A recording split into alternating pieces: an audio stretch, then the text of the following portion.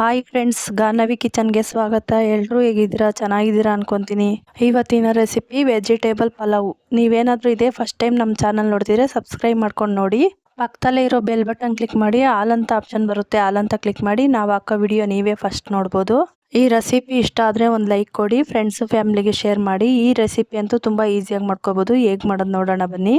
Stove ಮೇಲೆ ಒಂದು cooker ಇಟ್ಕೊಬೇಕು. ಕುಕ್ಕರ್ ಬಿಸಿ ಆದಮೇಲೆ 3-4 ಟೇಬಲ್ ಸ್ಪೂನ್ ಅಷ್ಟು ಎಣ್ಣೆ ಸೇರಿಸ್ಕೊಬೇಕು. ಎಣ್ಣೆ ಬಿಸಿ ಆದಮೇಲೆ ಪಲಾವ್ ಎಲೆ, ಪಲಾವ್ಗೆ ಏನೇನು ಹಾಕ್ತೀವೋ ಅದನ್ನೆಲ್ಲ ಸೇರಿಸ್ಕೊಂಡು ಎಣ್ಣೆಯಲ್ಲಿ ಸ್ವಲ್ಪ ಚೆನ್ನಾಗಿ ಫ್ರೈ ಮಾಡ್ಕೊಬೇಕು. ಈ ಪಲಾವ್ ಅಂತೂ ಬೆಳಗಿನ ತಿಂಡಿಗೆ ಈಸಿಯಾಗಿ ಮಾಡ್ಕೋಬೋದು. ಮಕ್ಕಳು ತುಂಬ ಇಷ್ಟಪಟ್ಟು ತಿಂತಾರೆ. ಇಷ್ಟು ಫ್ರೈ ಮಾಡ್ಕೊಂಡಿದ್ದಾದ್ಮೇಲೆ ಈರುಳ್ಳಿ ಸಣ್ಣಗೆ ಉದ್ದಕ್ಕೆ ಕಟ್ ಮಾಡಿರೋದು 2 ಈರುಳ್ಳಿ ಅಷ್ಟು ನಾನು ಸೇರಿಸ್ಕೊತಾ ಇದ್ದೀನಿ.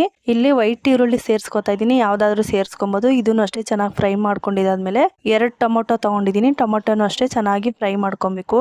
ಈ ಪಲಾವ್ ಅಂತೂ ರೆಡ್ ಕಲರ್ ಬರುತ್ತೆ. ನಿಮಗೆ ಗ್ರೀನ್ ಕಲರ್ ಬೇಕು ಅಂದರೆ ಒಂದು ಸ್ವಲ್ಪ ಕೊತ್ತಂಬರಿ ಸೊಪ್ಪು, ಪುದೀನ ಸೊಪ್ಪು, ತೆಂಗಿನಕಾಯಿ, ಚಕ್ಕೆ, ಲವಂಗ, ಶುಂಠಿ, ಬೆಳ್ಳುಳ್ಳಿ, ಈರುಳ್ಳಿ, ಹಸಿರು ಮೆಣಸಿನ್ಕಾಯಿ ಇದನ್ನೆಲ್ಲ ಸೇರಿಸಿ ರುಬ್ಬಿ ಈರುಳ್ಳಿ ಟೊಮೊಟೊ ಬೆಂದಿರುತ್ತಲ್ಲ ಆವಾಗ ಮಸಾಲೆ ಸೇರಿಸ್ಕೊಬೇಕು. ಆ ವಿಡಿಯೋನು ಹಾಕಿದ್ದೀನಿ, ಸಪ್ರೇಟ್ ಆಗಿದೆ, ಚೆಕ್ ಮಾಡ್ಕೊಳ್ಳಿ. ಇವಾಗ ಬೀನ್ಸು, ಕ್ಯಾರೆಟ್ ಎಲ್ಲ ಹಾಕಿ ಫ್ರೈ ಮಾಡ್ಕೊಂಡಿದ್ದೀನಿ. ಒಂದು ಅರ್ಧ ಕಪ್ ಅಷ್ಟು ಬಟಾಣಿನೂ ಸೇರಿಸ್ಕೊತಾ ಇದ್ದೀನಿ. ಇದು ಒಣಗಿದ ಬಟಾಣಿ, ರಾತ್ರಿನೇ ನೆನೆಸಿ ಬೆಳಗ್ಗೆ ನಾವು ಪಲಾವ್ ಮಾಡ್ಕೋಬೋದು. ರಾತ್ರಿನೇ ನೆನೆಸ್ಕೋಬೇಕು.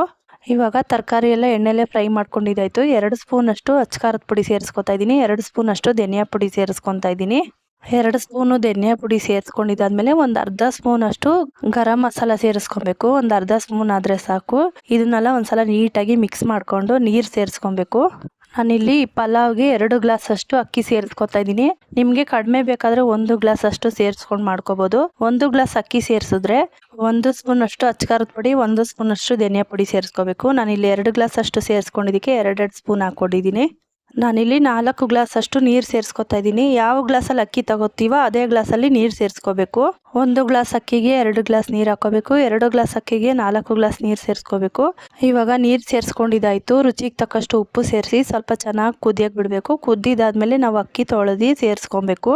ವೆಜಿಟೇಬಲ್ ಪಲಾವ್ಗೆ 1 ಕಪ್ ಅಷ್ಟು ತರಕಾರಿ ಸೇರಿಸ್ಕೊಂಡಿದ್ದೀನಿ. ಬೀನ್ಸು, ಕ್ಯಾರೆಟು, ಅರ್ಧ ಕಪ್ ಅಷ್ಟು ಬಟಾಣಿ ಸೇರಿಸ್ಕೊಂಡಿದ್ದೀನಿ.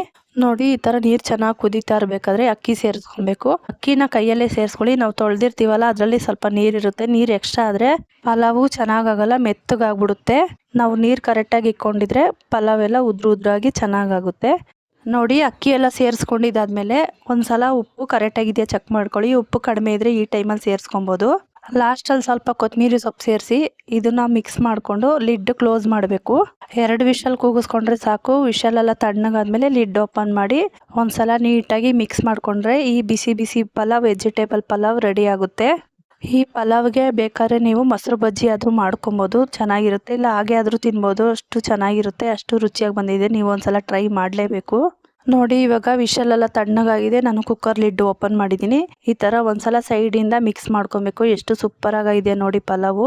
ನೀರು ನಾವು ಕರೆಕ್ಟಾಗಿ ಇಕ್ಕಿದ್ರೆ ಈ ಥರ ಉದ್ರಾಗುತ್ತೆ ಪಲಾವು. ನೀರು ಒಂದು ಸ್ವಲ್ಪ ಜಾಸ್ತಿ ಆದರೆ ತೆಳ್ಳಗಾಗ್ಬಿಡುತ್ತೆ ಪಲಾವು. ಬನ್ನಿ, ಇವಾಗ ಸೂಪರಾಗಿರೋ ವೆಜಿಟೇಬಲ್ ಪಲಾವ್ ರೆಡಿ. ಸರ್ವ್ ಮಾಡೋಣ. ನೋಡಿ ಎಷ್ಟು ಸೂಪರಾಗಿದೆ. ಬೆಳಗಿನ ತಿಂಡಿಗೆ, ಲಂಚ್ ಬಾಕ್ಸ್ಗೆ ಸೂಪರಾಗಿರುತ್ತೆ. ಬೇಗನೆ ಮಾಡ್ಕೋಬೋದು. ನೀವು ಒಂದ್ಸಲ ಟ್ರೈ ಮಾಡಿ ಹೇಗೆ ಬಂತು ಅಂತ ಕಮೆಂಟ್ ಮಾಡಿ. ಓಕೆ ಫ್ರೆಂಡ್ಸ್, ಇದಾಗಿತ್ತು ಇವತ್ತಿನ ರೆಸಿಪಿ. ಈ ರೆಸಿಪಿ ಇಷ್ಟ ಆಗಿದ್ರೆ ಒಂದು ಲೈಕ್ ಕೊಡಿ, ಫ್ರೆಂಡ್ಸು ಫ್ಯಾಮಿಲಿಗೆ ಶೇರ್ ಮಾಡಿ. ನಮ್ಮ ಚಾನಲ್ ಸಬ್ಸ್ಕ್ರೈಬ್ ಮಾಡ್ಕೊಂಡಿಲ್ಲ ಅಂದರೆ ಸಬ್ಸ್ಕ್ರೈಬ್ ಮಾಡ್ಕೊಂಡು ನೋಡಿ. ಪಕ್ಕದಲ್ಲಿರೋ ಬೆಲ್ ಬಟನ್ ಕ್ಲಿಕ್ ಮಾಡಿ, ಆಲ್ ಅಂತ ಆಪ್ಷನ್ ಬರುತ್ತೆ, ಆಲ್ ಅಂತ ಕ್ಲಿಕ್ ಮಾಡಿ ನಾವು ಹಾಕೋ ವಿಡಿಯೋ ನೀವೇ ಫಸ್ಟ್ ನೋಡ್ಬೋದು.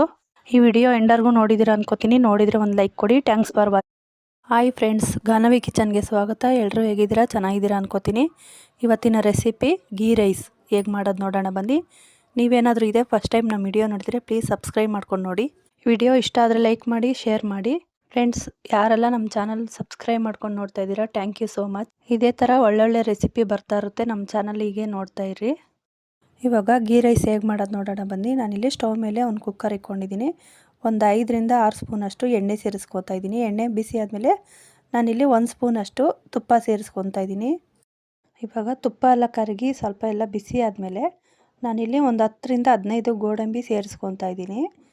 ಗೋಡಂಬಿನ ಸ್ವಲ್ಪ ಚೆನ್ನಾಗಿ ಫ್ರೈ ಮಾಡ್ಕೊಬೇಕು, ಕಲರ್ ಚೇಂಜ್ ಆಗೋವರೆಗೂ. ನಾನಿಲ್ಲಿ ಎಣ್ಣೆ ತುಪ್ಪ ಹಾಕಿದ್ದೀನಲ್ಲ ಇದರಲ್ಲೇ ಫ್ರೈ ಮಾಡ್ಕೊತಾ ಇದ್ದೀನಿ. ನೋಡಿ, ಈ ಥರ ಸ್ವಲ್ಪ ಕಲರ್ ಚೇಂಜ್ ಆಗೋವರೆಗೂ ಫ್ರೈ ಮಾಡ್ಕೊಬೇಕು. ನಾನಿಲ್ಲಿ ಒಂದು ಬೌಲ್ಗೆ ಸಪ್ರೇಟಾಗಿ ತೆಗ್ದಿಕ್ಕೊತಾ ಇದ್ದೀನಿ ಗೋಡಂಬಿ ಎಲ್ಲ. ನೋಡಿ, ಇವಾಗ ಗೋಡಂಬಿ ಎಲ್ಲ ತಕ್ಕೊಂಡಿದ್ದಾಯಿತು.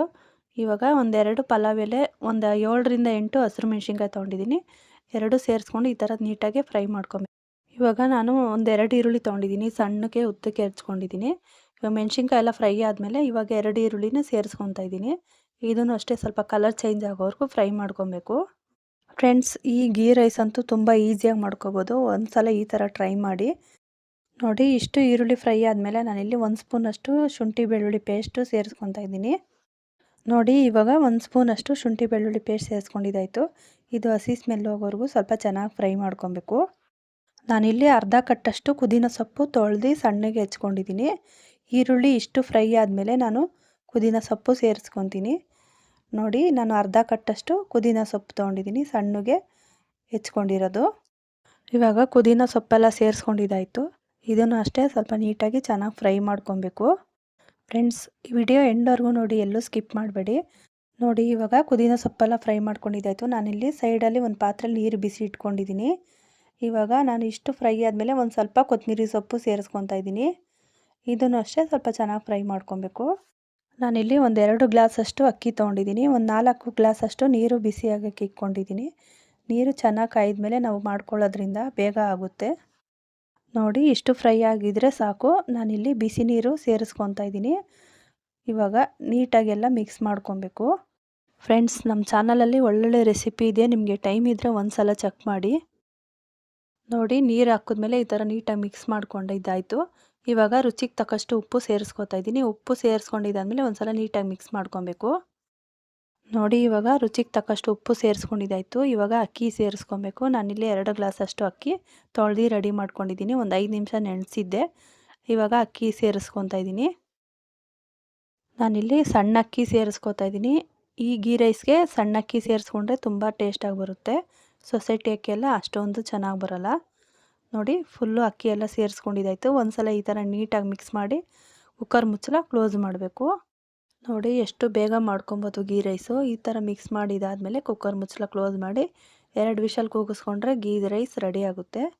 ಫ್ರೆಂಡ್ಸ್, ನೀವು ಈ ಗೀ ರೈಸ್ಗೆ ತರಕಾರಿ ಸಾಗು ಆದರೂ ಮಾಡ್ಕೋಬೋದು, ಇಲ್ಲ ಚಟ್ನಿ ಆದರೂ ಮಾಡ್ಕೋಬೋದು. ನಾನಿಲ್ಲಿ ಚಟ್ನಿ ಮಾಡ್ಕೊಂಡಿದ್ದೀನಿ. ನೋಡಿ, 2 ವಿಷಲ್ ಆಯಿತು. ನೀಟಾಗಿ ವಿಷಲೆಲ್ಲ ಹೋದ್ಮೇಲೆ ನಾನು ಓಪನ್ ಮಾಡಿದ್ದೀನಿ. ನೋಡಿ, ಎಷ್ಟು ಚೆನ್ನಾಗಿ ಬಂದಿದೆ ಗೀ ರೈಸು. ಈ ಥರ ಒಂದು ಸಲ ನೀಟಾಗಿ ಮಿಕ್ಸ್ ಮಾಡ್ಕೊಳ್ಳಿ. ಫ್ರೆಂಡ್ಸ್, ನೀವು ಈ ಗೀ ರೈಸ್ಗೆ ಚಿಕನ್ ಫ್ರೈ ಆದರೂ ಮಾಡ್ಕೋಬೋದು ಸೈಡ್ ಡಿಶ್ ಆಗಿ. ಅದು ಸೂಪರಾಗಿರುತ್ತೆ. ನಾನಿಲ್ಲಿ ತೆಂಗಿನಕಾಯಿ ಚಟ್ನಿ ಮಾಡ್ಕೊಂಡಿದ್ದೀನಿ. ನಾನೊಂದು ಸ್ವಲ್ಪ ಕಾಯಿ, ಹಸಿರು ಮೆಣಸಿನ್ಕಾಯಿ, ಒಂದು ಸ್ವಲ್ಪ ಹುಣಸೆಹಣ್ಣು, ಬೆಳ್ಳುಳ್ಳಿ, ಒಂದು ರುಚಿಗೆ ತಕ್ಕಷ್ಟು ಉಪ್ಪು, ಒಂದು ಸ್ವಲ್ಪ ಕೊತ್ತಂಬರಿ ಸೊಪ್ಪು ಇಷ್ಟು ಸೇರಿಸ್ಕೊಂಡು ಚಟ್ನಿ ಮಾಡ್ಕೊಂಡಿದ್ದೀನಿ. ಫ್ರೆಂಡ್ಸ್, ನಾನು ಚಟ್ನಿ ಮಾಡಿರೋದು ವಿಡಿಯೋ ಮಾಡ್ಕೊಂಡಿಲ್ಲ. ಹೋದ ವಿಡಿಯೋದಲ್ಲಿ ಚಟ್ನಿ ಮಾಡಿರೋದಿದೆ, ಬೇಕಾದ್ರೆ ಒಂದು ಸಲ ಚೆಕ್ ಮಾಡ್ಕೊಳ್ಳಿ. ನೋಡಿ, ಇವಾಗ ಗೀ ರೈಸು ಚಟ್ನಿ ರೆಡಿ. ಸೂಪರಾಗಿದೆ. ಒಂದು ಸಲ ಟ್ರೈ ಮಾಡಿ ಹೇಗೆ ಬಂತು ಅಂತ ಕಮೆಂಟ್ ಮಾಡಿ. ಫ್ರೆಂಡ್ಸ್, ನಾನು ಗೋಡಂಬಿ ಫ್ರೈ ಮಾಡ್ಕೊಂಡಿದ್ನಲ್ಲ, ಈ ಥರ ಮೇಲೆ ಸರ್ವ್ ಮಾಡಿದ್ದೀನಿ. ನೋಡಿ, ಈ ಥರ ನೋಡಿದ್ರೆ ಮಕ್ಕಳಿಗೆ ತುಂಬ ಇಷ್ಟಪಟ್ಕೊಂಡು ತಿಂತಾರೆ. ಓಕೆ ಫ್ರೆಂಡ್ಸ್, ಇದಾಗಿತ್ತು ಇವತ್ತಿನ ವಿಡಿಯೋ. ಈ ವಿಡಿಯೋ ಎಂಡವರೆಗೂ ನೋಡಿದ್ದೀರಾ ಅನ್ಕೋತೀನಿ. ಪ್ಲೀಸ್ ಒಂದು ಲೈಕ್ ಕೊಡಿ. ನೆಕ್ಸ್ಟ್ ವಿಡಿಯೋದಲ್ಲಿ ಸಿಗ್ತೀನಿ. Thanks for watching. ಬಾಯ್.